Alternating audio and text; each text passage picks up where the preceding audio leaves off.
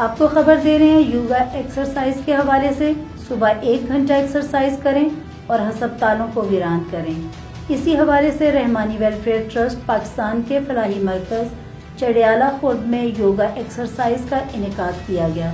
मजीद तफसीलात जानते हैं इस रिपोर्ट में। इस वर्जिश के हवाले से थोड़ा सा आगाह कर दें, ये क्या है और इसके फायदे क्या है? ये हम इसको योगा का नाम देते हैं। योगा का मतलब होता है मिलाप। असल में ये 3 चीज़ों का मजमूआ है जो सही तरीके से कंसेप्ट के साथ इसको करता है।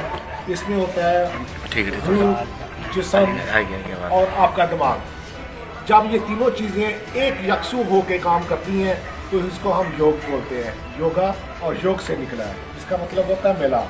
जब आप कोई भी एक्सरसाइज करते हैं तो उसमें ये आपका फोकस उस एक्सरसाइज की तरफ, उस पार्ट्स की तरफ, उस मसल्स की तरफ होना चाहिए जिसकी हम एक्सरसाइज कर रहे हैं। सुबह के टाइम हम इसका टाइम रखते हैं फजर की नमाज़ पढ़ने के बाद, इसलिए कि उसमें आपको ताज़ा ऑक्सीजन मिलती है, आपकी सेहत के लिए बेहतरीन ऑक्सीजन होती है उस टाइम।